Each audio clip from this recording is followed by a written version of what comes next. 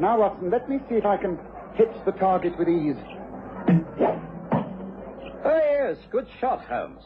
Yes, but I can't understand for the life of me why you wish to bring a leg of mutton out here into the park in order to shoot at it with a bow and arrow.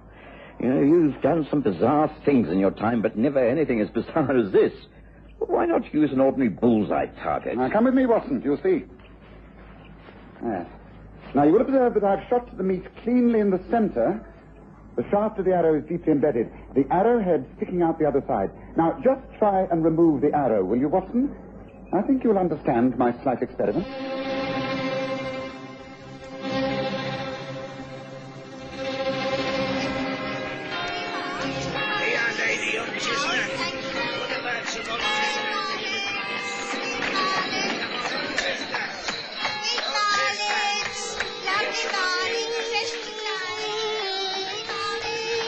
We present the stories of Sherlock Holmes.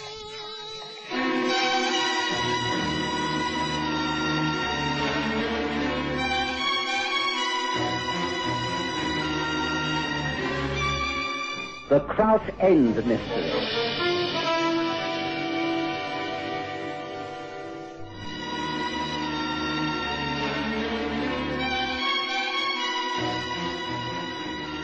Over the years, I'd grown used to Sherlock Holmes' strange ways.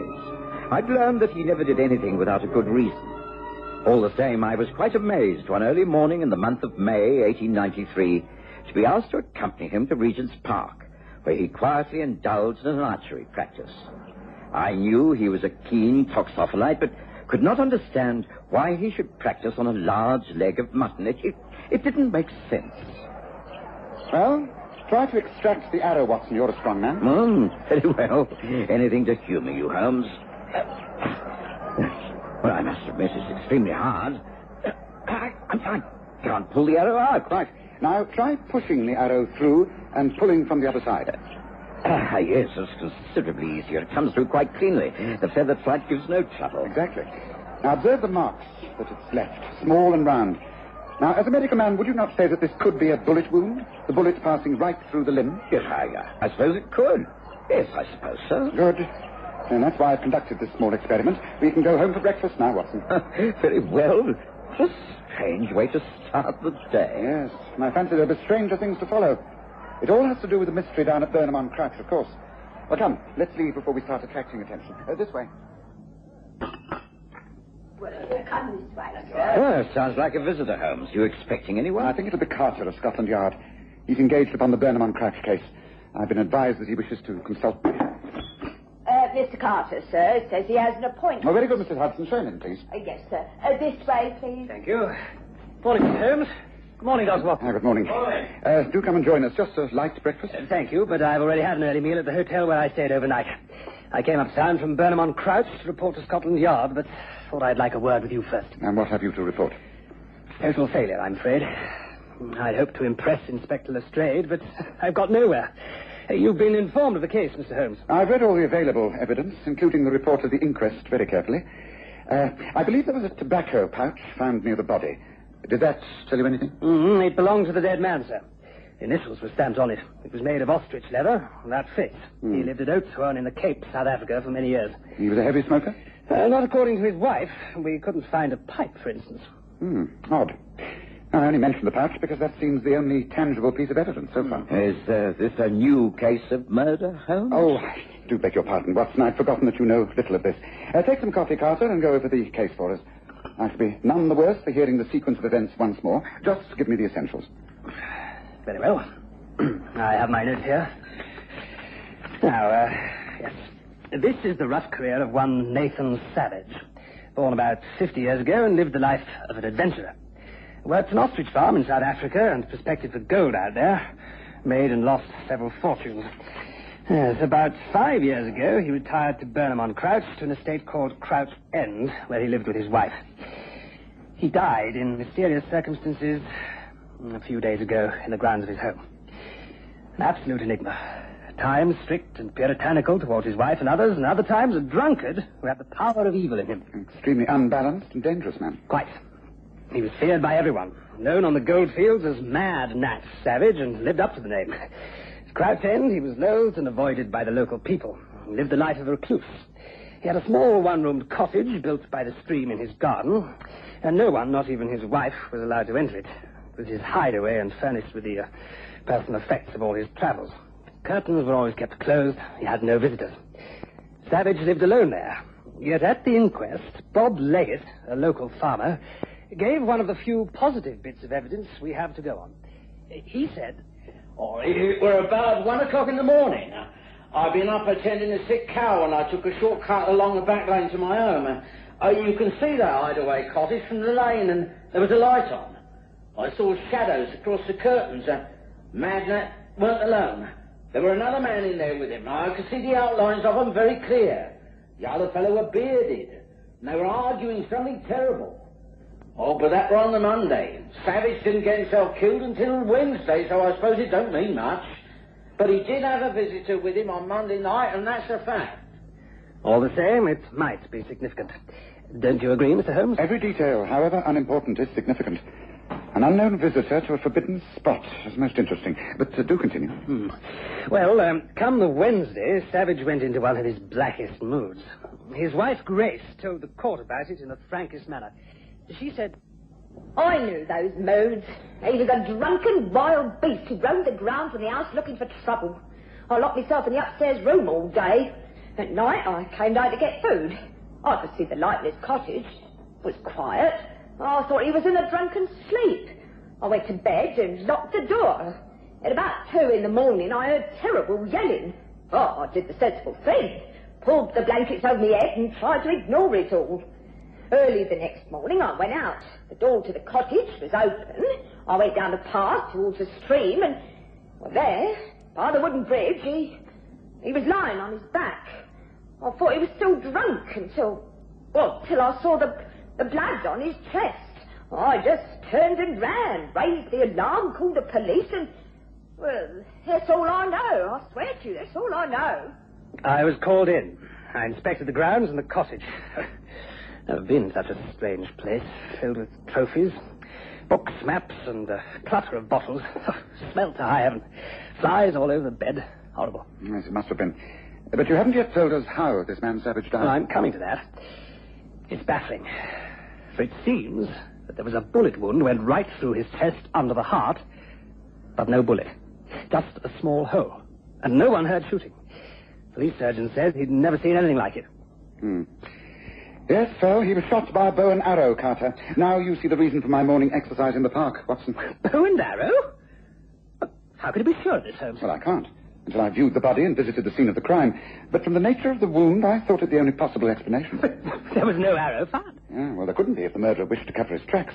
Now, may I make a suggestion? By all means, Mr. Holmes. Well, then I propose that you do whatever reporting you have to do to Scotland Yard, and we catch the 12:30 train to Burnham on Crouch. If I remember, such a train has a dining car. Shall we risk the Eastern Line's luncheon? What do you say, Watson? Can you manage that? Oh, and we'd better take overnight bags, just in case. As usual, I could not refuse a trip with Sherlock Holmes.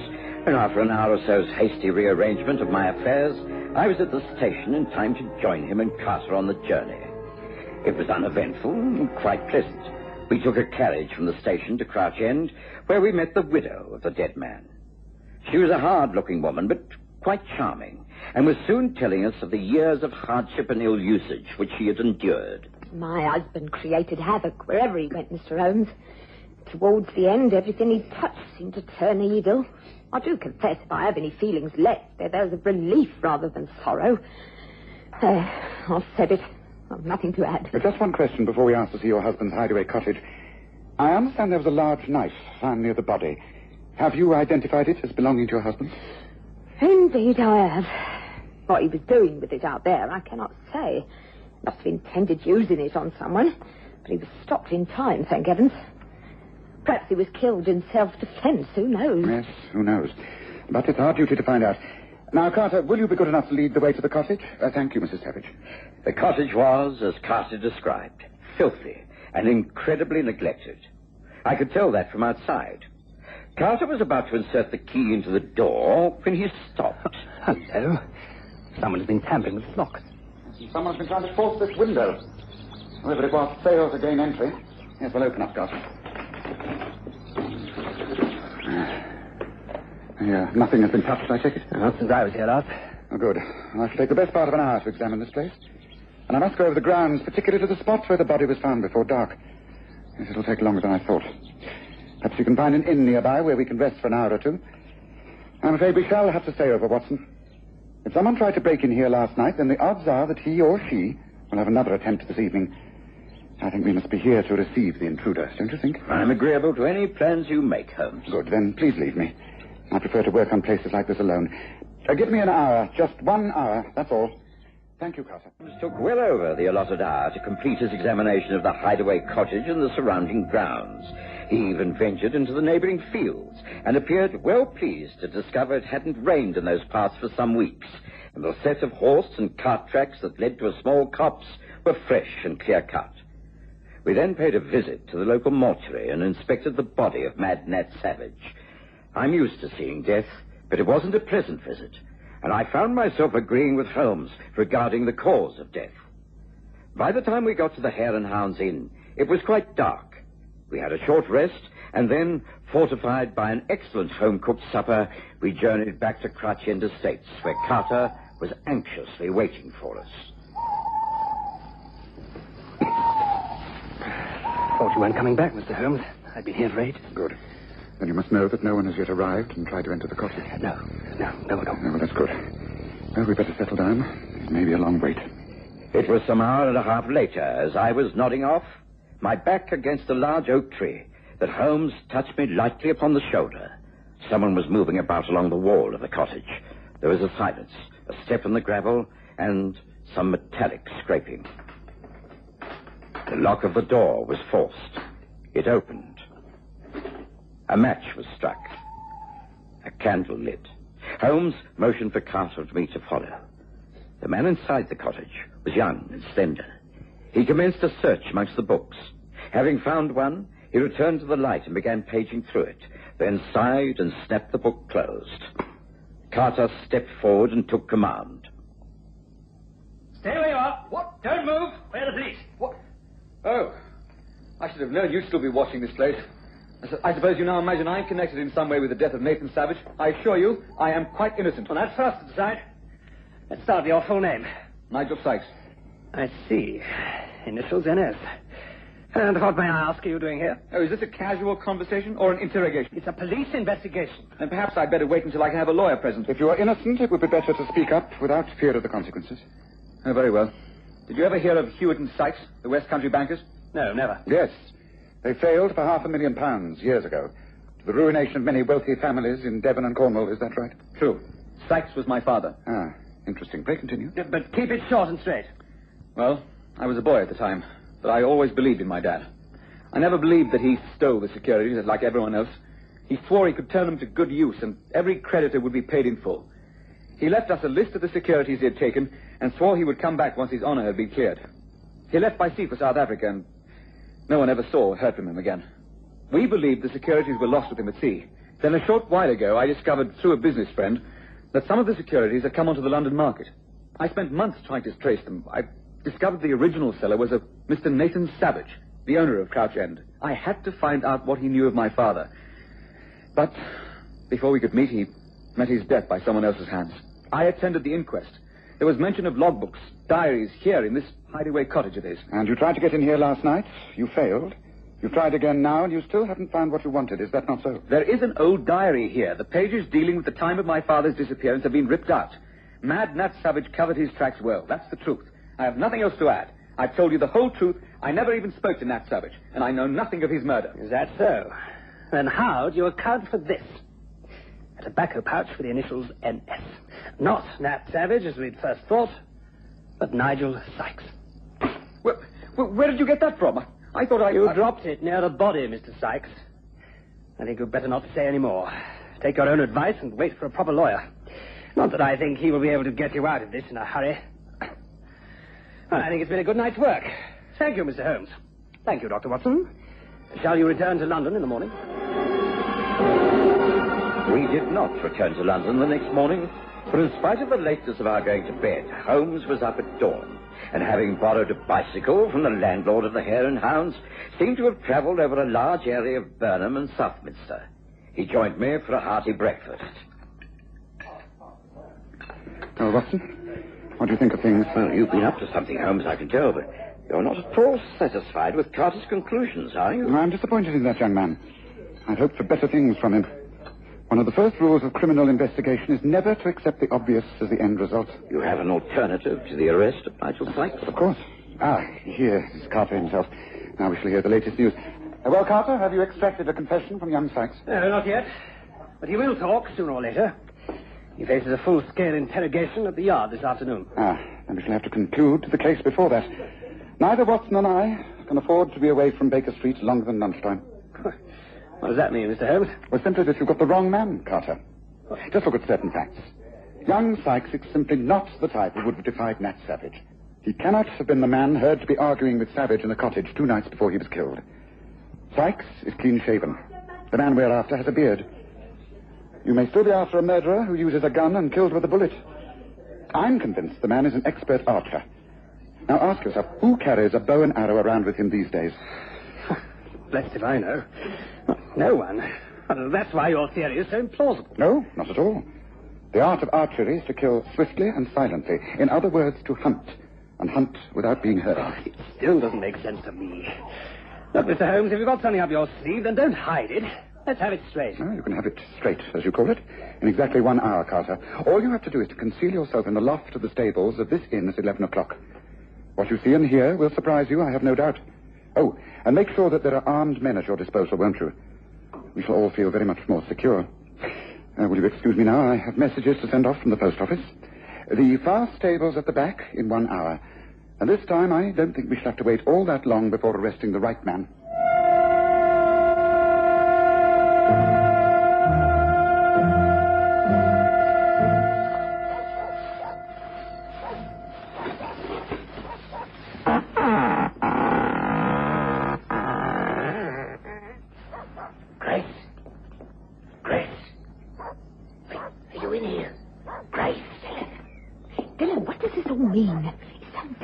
Why had we got to meet like this? I thought we agreed not to see each other till it was all over. What do you mean? I got your notes. You asked me to come here. I'd never have taken this risk otherwise. I didn't send for you. You sent for me. But this is ridiculous. I've your note here with me. I sent no note, I tell you. Then what does... She must have discovered something. It's a trap. Come on, let's get away from here. Quickly. Quickly now, quickly. Move if I were you. There are men surrounding the stables and up there in the loft. Oh, what the devil? Get out of my way. Stop him, Watson. Carter, call your men. Bar the door. Stay where you are, both of you. There's no way out. I demand to know the reason for this. We'll give you every reason if you can explain your relationship with Mrs. Savage. Just what is your name, sir? Find out. His name is Dylan Drew. He was no partner of Nat Savage's long ago in South Africa. Before Savage married Grace and came back to this country. Isn't that so, Drew? You are the man who befriended Nigel Sykes' father and made an enemy out of Savage. You are the bearded man who dogged Savage for weeks and then cold-bloodedly murdered him. No, it wasn't like that. He did it to save me. Dylan killed Nat when he saw he was about to attack me with that hunting knife. He was mad with drink and accused me of betraying him. I'm the one that would have been dead if Dylan hadn't shot him. Shot him with a bow and arrow, correct? Well, you seem to have it all worked out, mister. Yes, that's how I killed Mad Nat. I didn't murder him. I killed him. Grace is right. I did it just in time. Someone should have done it years ago. He was evil all the way through. There were the 3 of us back in the old days. Nat Savage, Tom Sykes, and me. Sykes had securities and was about to make a great deal of money from them out in South Africa. Then he disappeared. I found out later that Mad Nat had stolen all his possessions and had him killed. I got proof of that eventually by tearing pages out of Nat's diary. I kept them. Nat disappeared, then I started the long search after him. You knew he'd come back to England and buried himself somewhere in the country. Might I suggest that you aspired to the life of a gypsy, travelling by horse and caravans through the southern counties, earning a living as a tinker and poaching game and fowl by the use of a bow and arrow. Old-fashioned, but extremely effective. You have it all worked out like I say, yes. That's about it. Then I found him here. It was an old score I had to settle. I tried to squeeze money out of him. Threatened to expose him for what he was, a cheat and a murderer. He promised payment, but I knew he wasn't to be trusted. I rested my caravan in a nearby clearing in the woods and watched him night and day. Then he went wild, got drunk and ran berserk, Grace heard him, came down and tried to calm him. He went after her with a knife. As he chased her across the bridge, she stumbled. He was standing in a patch of moonlight as he raised the knife to strike. I took aim. I couldn't miss. It's exactly as he said. I was about to be killed. I pushed the arrow right through him. Washed it clean in a stream. Strange. It was over so quickly, and he hardly made a sound. We agreed to leave the body to be discovered later. It gave me good time to get myself and the caravan out of the district. We agreed not to meet for some time until the scandal had all died down, and I reckon we'd have got away with it if it hadn't been for this trick of forcing us together. How did you manage to trace me? Put all this together? Elementary. You left clear tracks of your horse-drawn caravan. If you were implicated, you would not take the chance of remaining alone for long. You thought you'd find safety in numbers, so you joined up with a camp of genuine gypsies. They're outside Southminster at this very moment. I traced them. I made inquiries about you and left a note that I was sure would bring you back here. I sent a similar message to Mrs. Savage. It was the only way I could effectively get a confession out of you. Yes, I think the rest is up to you, Carter. I'm sure you'll handle it without further help from me. Well, shall we go, Watson? We can catch that lunchtime train as planned. We did catch the train, and in plenty of time. Once again, I sat back in my seat and pondered over Holmes' extraordinary ability to piece facts together from starting at the right places. It was the nature of the wound that intrigued me, Watson. Once I was sure it was a bow and arrow that was used, I naturally had to look for the sort of man who could use that weapon. It had to be an old-timer, not a youngster like Nigel Sykes. Yes, but Holmes, there's still that wretched tobacco pouch. Sykes will have a bit of explaining to do there.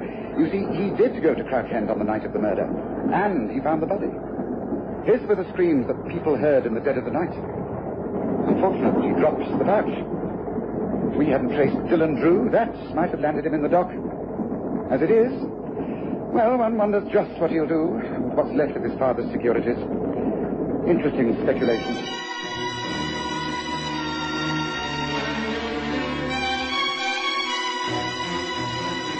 Listen again next Sunday to The Stories of Sherlock Holmes, with Graham Armitage as Holmes and Kerry Jordan as Dr. Watson.